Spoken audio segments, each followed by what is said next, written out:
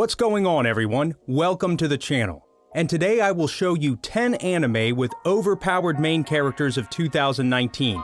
Yes, this list will have only anime of this year, but remembering that this list will not contain the animes that have not yet released and will release in October.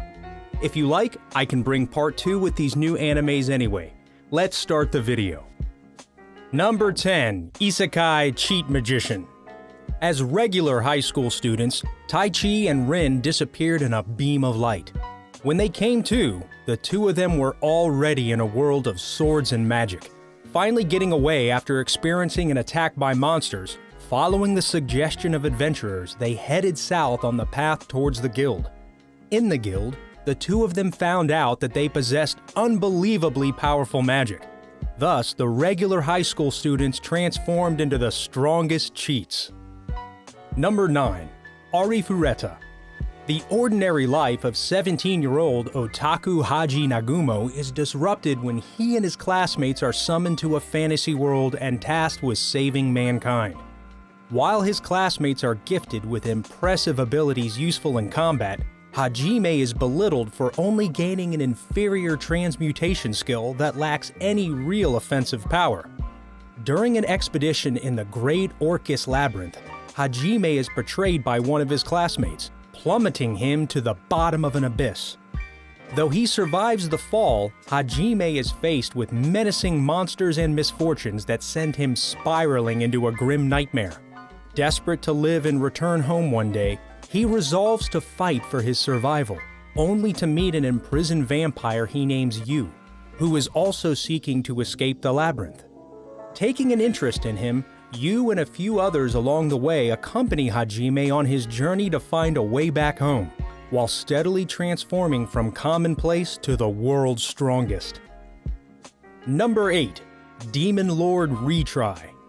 Akira Ono is an ordinary working adult who manages the MMORPG Infinity game. 15 years after creating the game, Ono decides to shut the servers down once and for all. However, as the clock strikes midnight, he somehow finds himself in the body of middle-aged Hakuto Kunai, Infinity Games' Demon Lord. Soon after his mysterious transportation, he witnesses the demon Griol chasing after a little girl named Aku. Although he effortlessly dispatches the creature, Hakuto is still concerned. After all, he does not remember creating the girl or the demon. Doubting whether he truly is in the world of his creation, Hakuto decides to investigate. Bringing Aku along as his guide and companion, Hakuto sets out on a journey to find out exactly who or what summoned him to this fantasy world, all the while leaving chaos and destruction in his wake. Number 7. To the Abandoned Sacred Beasts. During a protracted civil war that pitted the North against the South, the outnumbered Northerners used dark magical arts to create monsters and super soldiers, incarnates. Now that the war has ended, those sacred beasts must learn how to make their way in a peaceful society, or face death at the hands of a beast hunter. The daughter of an incarnate soldier who met an untimely end at the hands of one such beast hunter turns to hunting the hunter herself. But once she catches up with her quarry, she discovers hard truths about the lives of the incarnates. Number 6. How heavy are the dumbbells you lift? The girls in a high school literature club do a little icebreaker to get to know each other.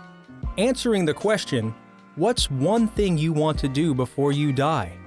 One of the girls blurts out, "Sex!" Little do they know the whirlwind unleashed by that word pushes each of these girls, with different backgrounds and personalities, onto their own clumsy, funny, painful, and emotional paths towards adulthood. Number 5. A certain scientific accelerator. The Espers of Academy City are classified into 6 levels, where level 0 lacks power, while level 5 possesses an overwhelming amount. Of the several million Espers residing in Academy City, only 7 of them have attained level 5, and ranked highest among them is the one known as Accelerator. This anime focuses on the strongest level 5 after he protects the cheerful Last Order at the price of much of his power. Recovering at the hospital, Accelerator has led a relatively quiet life until he ends up saving the life of Esther Rosenthal, a mysterious girl carrying a photo of Last Order. Unfortunately, Accelerator now finds himself dragged into a new conflict in the form of a sinister organization called Disciplinary Action, which plots to use Last Order for a dangerous mission. Now that they have set their plan into motion and are in pursuit of the young girl, it is up to the world's most powerful Esper and his newfound companion to protect Last Order and defend Academy City in the process. Number 4. Wise Man's Grandchild. In the Kingdom of Earlshide, Merlin Walford was once regarded as a national hero, hailed for both his power and achievements. Preferring a quiet life, however, he secludes himself deep in the rural woods, dedicating his time to raising an orphan that he saved. This orphan is Shin, a normal salaryman in modern-day Japan who was reincarnated into Merlin's world while still retaining his past memories. As 3 years pass, Shin displays unparalleled talent in both magic casting and martial arts, much to Merlin's constant amazement. On his 15th birthday, however, it becomes apparent that Shin only developed his combat skills and nothing else, leaving him with blatant social awkwardness, a lack of common sense, and a middling sense of responsibility. As a result, Shin enrolls in the Kingdom's Magic Academy to hone his skills and mature among other teenagers. However, living a normal life is impossible, as he is established as a local celebrity almost as soon as he arrives. This anime follows Shin Walford's high school life in the capital as he makes new friends, learns about the world, and fights off the various forces of evil surrounding him and his city. Number 3. Vinland Saga. Young Thorfinn grew up listening to the stories of old sailors that had traveled the ocean and reached the place of legend, Vinland. It is said to be warm and fertile, a place where there would be no need for fighting. Not at all like the frozen village in Iceland where he was born, and certainly not like his current life as a mercenary. War is his home now. Though his father once told him, "You have no enemies, nobody does. There is nobody who it's okay to hurt." As he grew, Thorfinn knew that nothing was further from the truth. The war between England and the Danes grows worse with each passing year. Death has become commonplace, and the Viking mercenaries are loving every moment of it. Allying with either side will cause a massive swing in the balance of power, and the Vikings are happy to make names for themselves and take any spoils they earn along the way. Among the chaos, Thorfinn must take his revenge and kill the man who murdered his father, Askeladd. The only paradise for the Vikings, it seems, is the era of war and death that rages on. Number 2. The Rising of the Shield Hero. The 4 Cardinal Heroes are a group of ordinary men from modern-day Japan, summoned to the kingdom of Melromarc to become its saviors. Melromarc is a country plagued by the waves of catastrophe that have repeatedly ravaged the land and brought disaster to its citizens for centuries. The 4 heroes are respectively bestowed with a sword, spear, bow, and shield to vanquish these waves. Naofumi Iwatani, an otaku, becomes cursed with the fate of being the shield hero. Armed with only a measly shield, Naofumi is belittled and ridiculed by his fellow heroes and the kingdom's people due to his weak offensive capabilities and lackluster personality. When the heroes are provided with resources and comrades to train with, Naofumi sets out with the only person willing to train alongside him, Malti Melromarc. He is soon betrayed by her, however, and becomes falsely accused of taking advantage of her. Naofumi then becomes heavily discriminated against and hated by the people of Melromarc for something he didn't do. With a raging storm of hurt and mistrust in his heart, Naofumi begins his journey of strengthening himself and his reputation. Further along, however, the difficulty of being on his own sets in.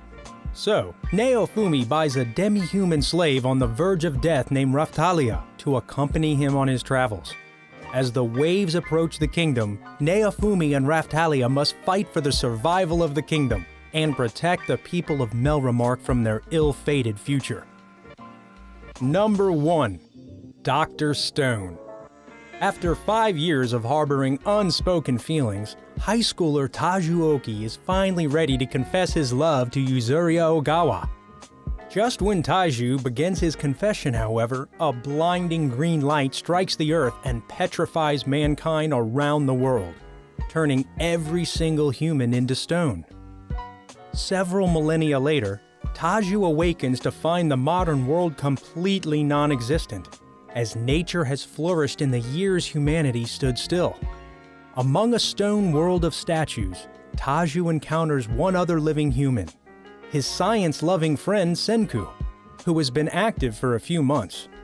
Taju learns that Senku has developed a grand scheme to launch the complete revival of civilization with science.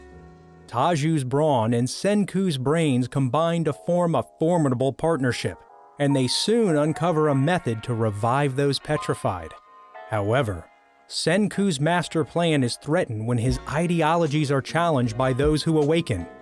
All the while, the reason for mankind's petrification remains unknown.